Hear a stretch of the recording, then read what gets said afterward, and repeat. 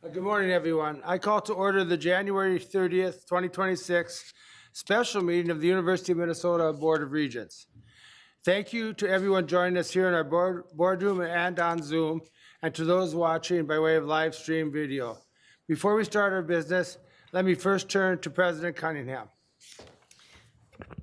Thank you, Chair Hipsch and members of the board. I wanted to take a moment at the top here just to give a comment about the moment and the times that we're in. My heart continues to break for our community and what they're experiencing at this time. The ongoing presence of federal agents in our neighborhoods is not normal. The fact that our own students and staff and faculty, especially those in our immigrant communities and communities of color, are afraid to leave their homes is not normal and acceptable. The level of violence that we're witnessing, which has resulted in our residents dying, is not normal. This is affecting all of us in our communities directly. As a university community, we continue grieving for the loss of life, which includes one of our own alumni, Alex Preety. We also continue to honor Alex by living as he did, caring and advocating for this community and by extending compassion.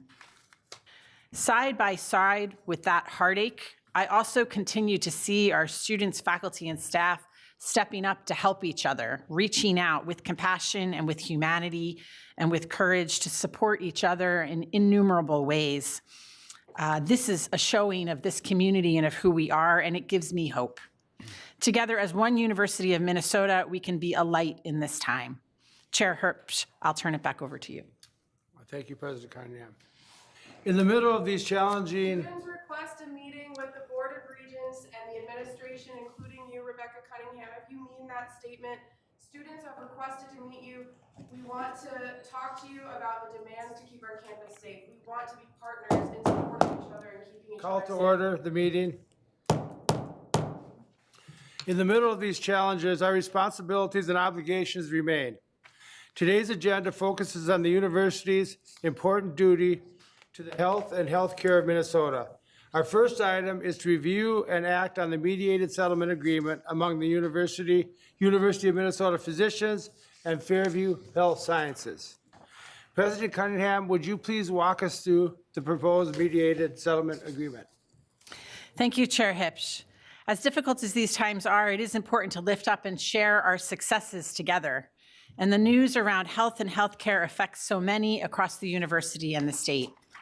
Since we've last met, I am so pleased to share that we've reached a preliminary agreement that achieves a win-win-win for all of us, and physicians, Fairview, and the university that we've hoped for.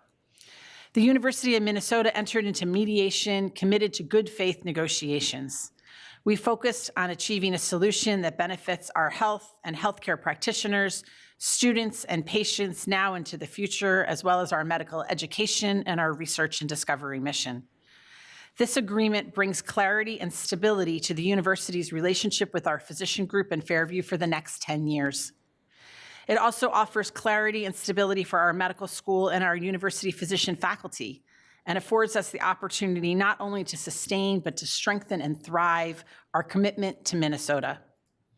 Key elements of this agreement include academic support. This agreement affirms the University of Minnesota's medical school's critical role in medical education, research, discovery, and clinical care, bringing the stability needed and commitments to academic support to the medical school. It includes facilities investment. This agreement will fund much needed updates and modernizations in the buildings on our campus. It includes a secure physician group practice. This agreement allows our physicians to pursue their dual role of treating patients, training the next generation of health and healthcare professionals in a world-class learning environment, and to do so as our designated practice plan. This agreement is a strategic pivot. Instead of a joint venture like the current model, Fairview will be responsible for the management of hospital operations, and the university will be responsible for our academic and research missions. A pluralistic future is part of this agreement that clarifies our non-exclusive relationship with Fairview. This provides us with the clear opportunity to creatively and collaboratively explore multiple paths to address urgent health and healthcare needs, including forging additional and expanded partnerships to advance high-quality care across Minnesota. With this agreement, the mHealth Fairview brand will sunset, and we will evolve our brand to reflect the university's strong commitment across Minnesota. Together, these key elements make for an agreement that advances the university's land-grant mission to serve all of Minnesota through teaching, learning, research, scholarship, outreach, and service. This is a win for our health and healthcare practitioners, for our students, and for our patients now and in the future, and it's a win for Minnesota. I want to thank the mediation team for their leadership in the process. Attorney General Keith Ellison, a great thanks. Thank you to mediator Judge Thomas Frazier. Thank you to strategic facilitator Lois Quam. Thank you to facilitator Dr. Bill McGuire. We are grateful for your efforts and your hours and hours of work. I want to thank all of our partners. I want to specifically thank Fairview President James Hereford and Interim CEO, University of Minnesota physician Dr. Greg Bielman. I've had a chance to communicate both with Mr. Hereford and Dr. Bielman directly and share my excitement on moving forward with this important next step and next partnerships. It's a new era. Our partners also include those on the front lines who care for patients. We appreciate what you're doing every day to deliver excellent care, for your sustained commitment through this journey, and their continued commitment as we move forward to a new phase. I'm grateful for the clarity and stability the mediated agreement affords. We are committed to healing the relationships to forge a new, clarified, stable path forward. Together, we look forward to continuing our long-term partnership and working collaboratively to care for Minnesotans. I would also like to recognize some of our university faculty and leadership who are here today. Thank you. I hear you, and I fully appreciate how difficult this process has been. I want to thank you for the concerns and feedback you've shared with me along the way, and for your patience as we've worked towards this solution. And thank you for your ongoing commitments to your patients, your students, your research, and to the University of Minnesota. I understand that there's work to do to rebuild trust, and I'm committed to doing that work and will lead by action. This agreement is a milestone, and now we have clarity and stability. And with clarity and stability, we can build better. We can focus on healing the divides across the medical school and physician group.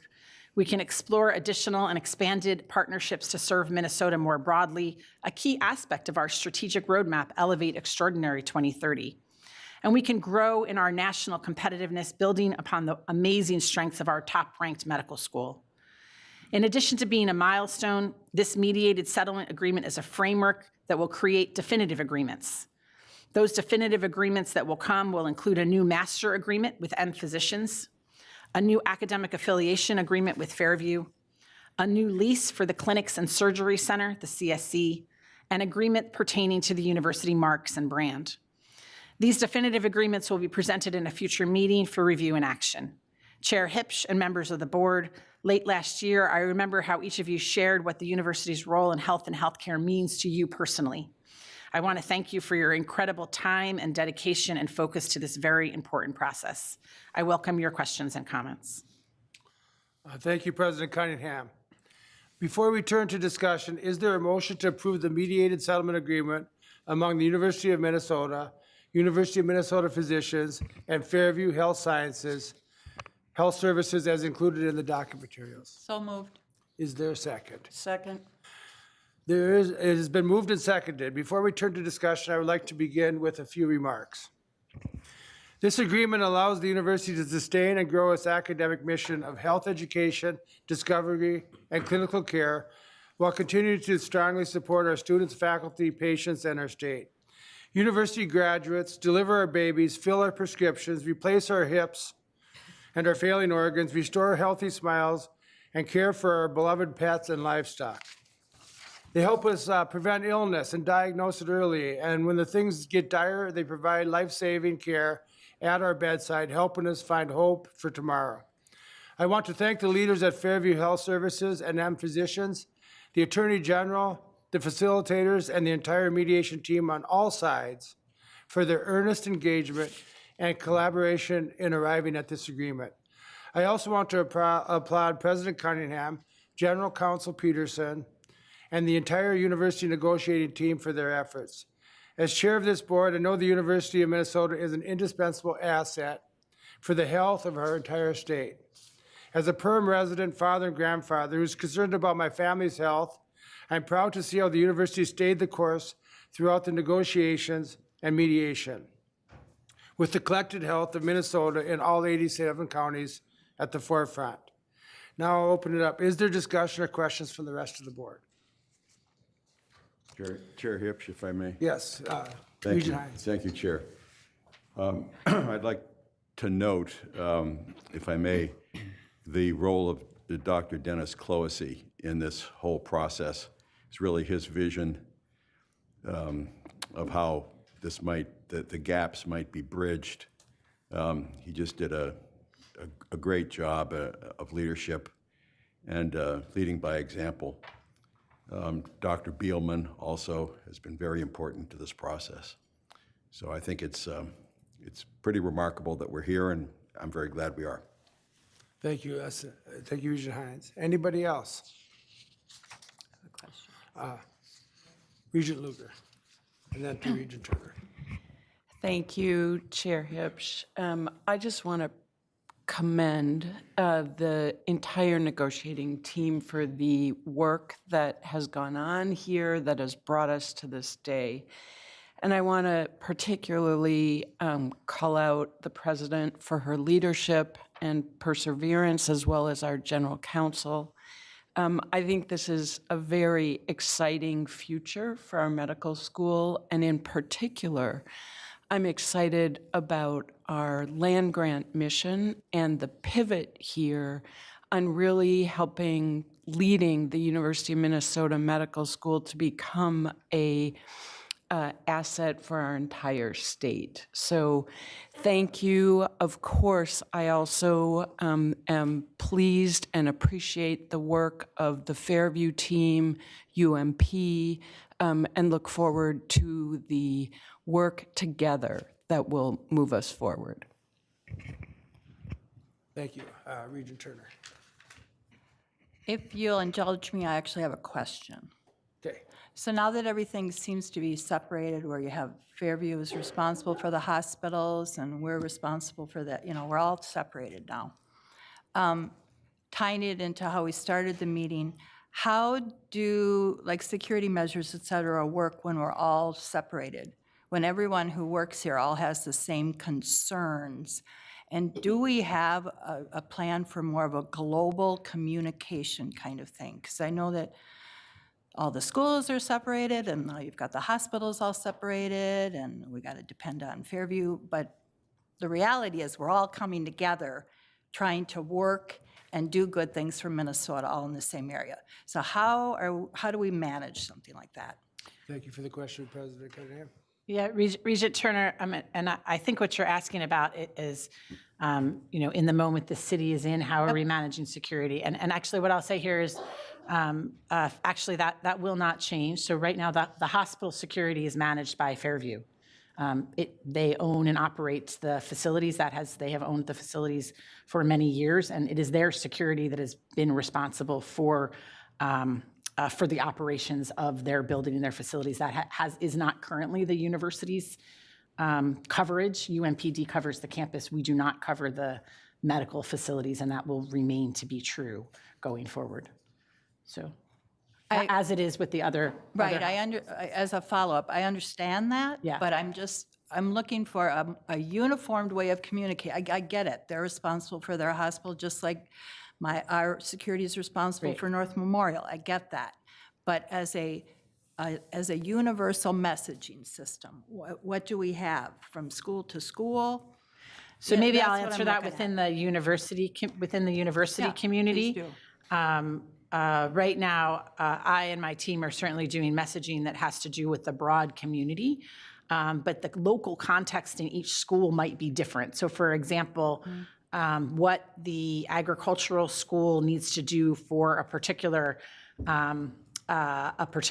in-person format might be different than what is needed at the Carlson School. And so there's local context decisions in a decentralized organization that do remain, that are work that the deans are working with in that time, right? But the overall strategy and how The university is helping to support our staff and students and faculty during this time is at the overarching level, and then the deans are the best positioned to work within their local communities. And with that, the health system has been providing, I think, quite good messaging, as much as I understand, across their hospitals and how to navigate this presence in town and with their patients. And I've heard very good things about that messaging and education to our healthcare practitioners so that they know how to manage that. But that messaging does come from the Fairview Health System. Yeah.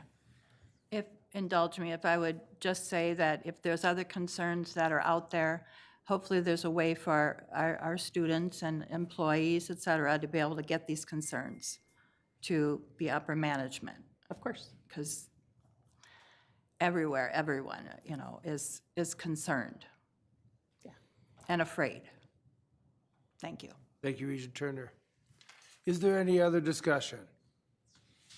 Hearing none, I appear we're ready to vote. I think this is, we're going to do a roll call vote on this. Mr. Steves, would you call the roll? On the motion to approve the mediated settlement agreement with University of Minnesota Physicians and Fairview, Regent Bergstrom. Aye. Regent Bergstrom votes yes. Regent Farnsworth. Yes. Regent Farnsworth votes yes. Regent Gully. Yes. Regent Gully votes yes. Regent Hines. Yes. Regent Hines votes yes. Regent Ruth Johnson. Yes. Regent Ruth Johnson votes yes. Regent Tad Johnson. Yes. Regent Tad Johnson votes yes. Regent Goldberg Luger. Yes. Regent Goldberg Luger votes yes. Regent Mohammed. Yes. Regent Mohammed votes yes. Regent Turner. Yes. Regent Turner votes yes. Regent Verhalen. Yes. Regent Verhalen votes yes. Regent Wheeler. Yes. Regent Wheeler votes yes. Chair Hipsch. Yes. Chair Hipsch votes yes. 12-0. 12-0, the ayes have it. Way to go, everyone, and thank you all. This is really a milestone event for all of us, so I appreciate it. Okay, our second item is the appointment and the employment agreement for the new interim executive vice president for health affairs and dean of medical school. President Cunningham, would you walk us through this appointment? Yeah, thank you so much, Chair Hipsch.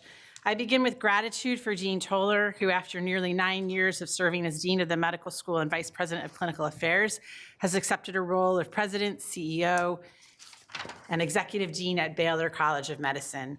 We will have an opportunity at the February board meeting to celebrate many of his accomplishments.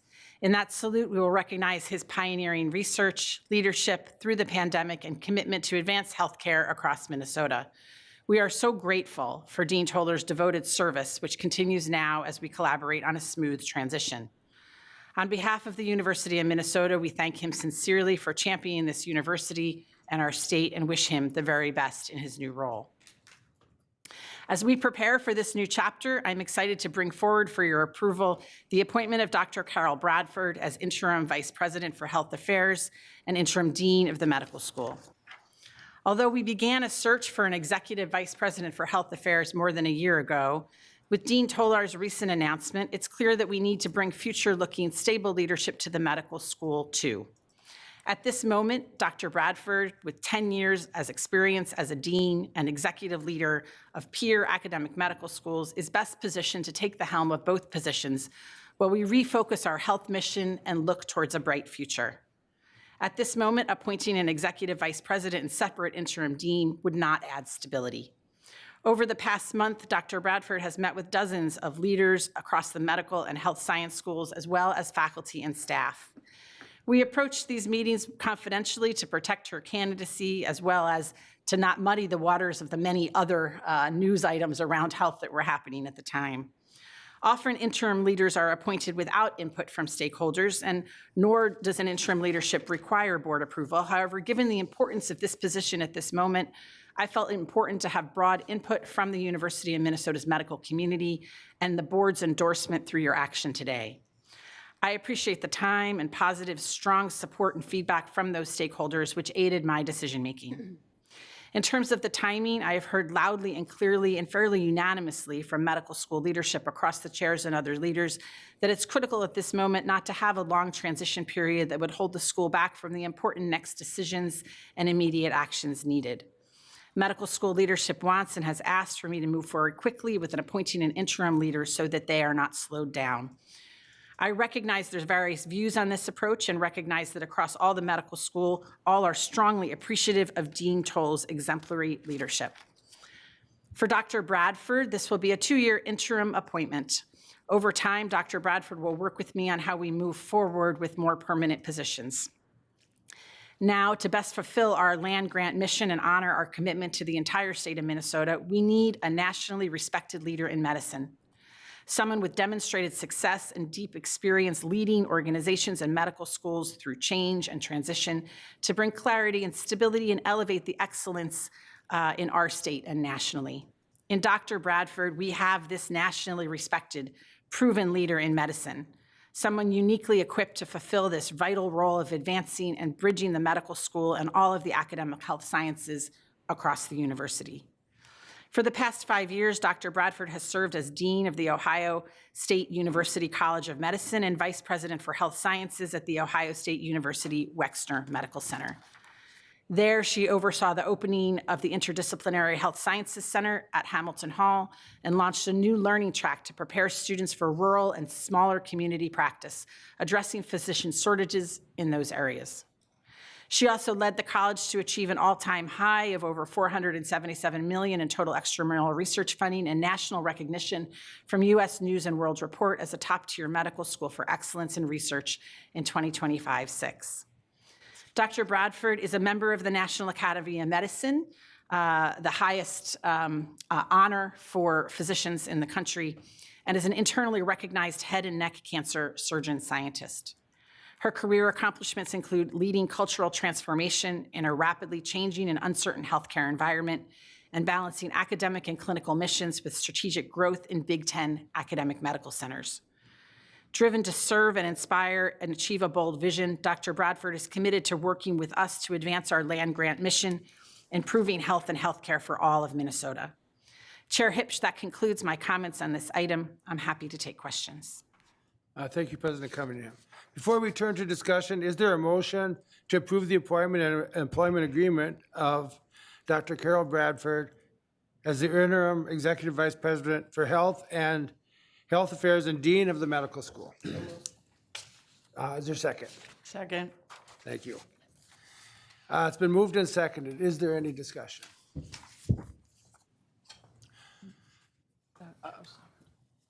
Regent Mohammed. Thank you, Chair. I think for me, it's just critical to make a statement around particularly how this structural adjustment is an opportunity for the university to really see this as a reset, both for academic health enterprise and how it operates, and really what do we see as a vision forward. I don't think it's going to ultimately put us in a stagnant position. I think it is going to ultimately move us away from siloed approaches and really towards a more deliberate and really concerted effort that really connects across disciplines, campuses, and communities. And really around the element of us as a public institution, as a land grant institution, I do expect that this shift will produce tangible changes in new ways of conducting business, a more resilient and hopefully diversified revenue model that we can explore down the path, and really delivery of world-class care that is matched with the direct reflective access for our most vulnerable communities, particularly those in rural areas and city center neighborhoods, particularly areas of concentrated poverty. But what I would like to see in particular with this role, and knowing that it's a 2-year period with Dr. Bradford, there's only so much that we can throw in the sky, but really it's just not what's on paper, but really progress that is visible, elements that are measurable, and really anchored in our public trust and public responsibility of the people of Minnesota. And so that is really what I'm steeped in right now and would like to see in the next coming years. Thank you. Thank you, Regent Mohammed. Is there any other discussion? Okay, it appears we're ready to vote. Regent Ruth Johnson, I'm sorry. No, thank you. I just want to add a couple of comments from a different perspective here, and I certainly agree with everything Regent Mohammed just said, but I had the privilege of being able to interview this candidate and want to just communicate to you what my experience was in reviewing that. She's somebody who does have experience and expertise in a whole range of things, from the clinical practice of medicine to the education of others and to research. She's made extraordinary contributions to two major academic medical centers, Michigan and then Ohio State. And I think that she brings skills and things that would be very, very helpful for us as we move forward from the current situation. But I thought what was striking and what I want to share with you is not uh, just what she's accomplished and what she looks like on paper, but the fact that I think she has incredibly strong relational skills. She has a collaborative nature, leading her to foster team building and common purpose. I think actually once she's here that our colleagues will want to work with her for further advancement of our mission, both on the Twin Cities campus and across Minnesota. And the final thought here is just for someone who's been so distinctive and productive in academic medical center, and I've worked for decades with people like this, I want to say that what really struck me also was her own concept of leadership as servant leadership. And I think that she will manifest that, and that strengthened my enthusiasm for bringing her here to the University of Minnesota at this time. Thank you, Regent Johnson. Okay, is there any other discussion? Hearing none, all those in favor signify by saying aye. Aye. Opposed? Motion passes. So congratulations, Dr. Bradford. President Cunningham, would you like to introduce Dr. Bradford? Yeah. Thank you, Chair Hipsch. With excitement and enthusiasm, we would like to invite Dr. Bradford to join us at the podium to accept our congratulations and to share a few words. Dr.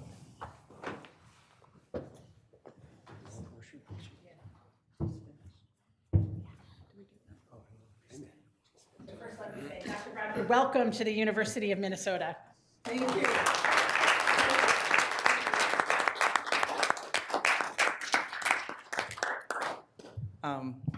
Wow, I am so incredibly grateful and humbled by this opportunity to serve. So Chair Hipsch, members of the board, and President Cunningham, I am so grateful for the opportunity to join and to serve the University of Minnesota at this pivotal moment for our university, our people, and our state. I also recognize that this is an extremely challenging time in Minnesota. And all of you have faced uncertainty over an extended period of time as we move toward achieving clarity in our relationship with both Fairview and physicians. I am so looking forward to working with our faculty, our learners, our staff, and this entire community, fabulous community, to really build on the incredible work that happens here every single day, and to really truly envision the ways we collectively will transform health care, health professional and medical education, and research discovery to really build an amazing future together. Thank you so much for your support.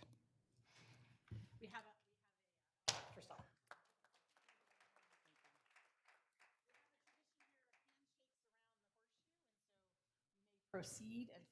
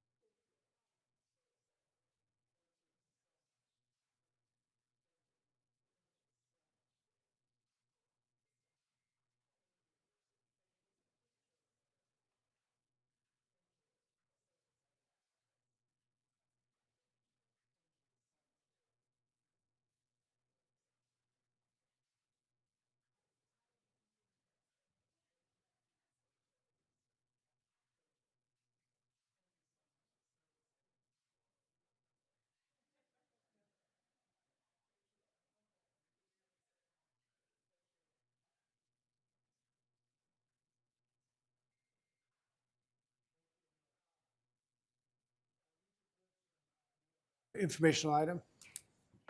Yeah, thank you, Chair Hipsch. What a great day. Thank you for all the work on all that. I wanted to raise just an event. Later this afternoon, I have the great privilege of delivering the NOVA Lecture, which is a lecture series for all first-year honors students on the Twin Cities campus. The lecture is required and is in person.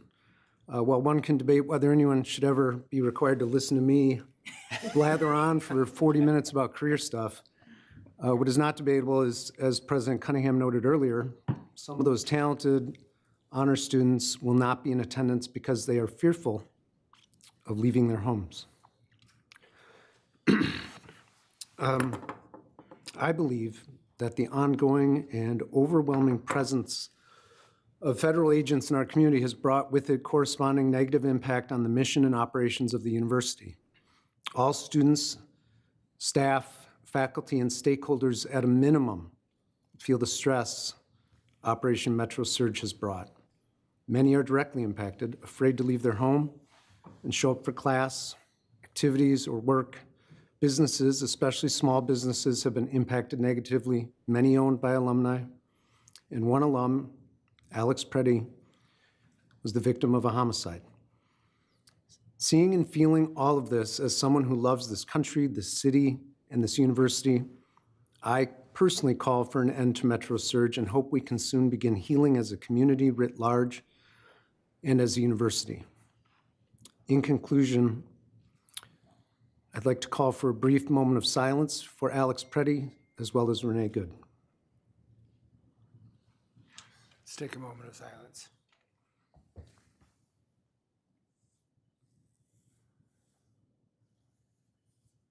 Thank you, Chair Hipsch. Thank you for your comments. I think we can all relate to them. So, okay, seeing no further business, we are adjourned. Thank you all.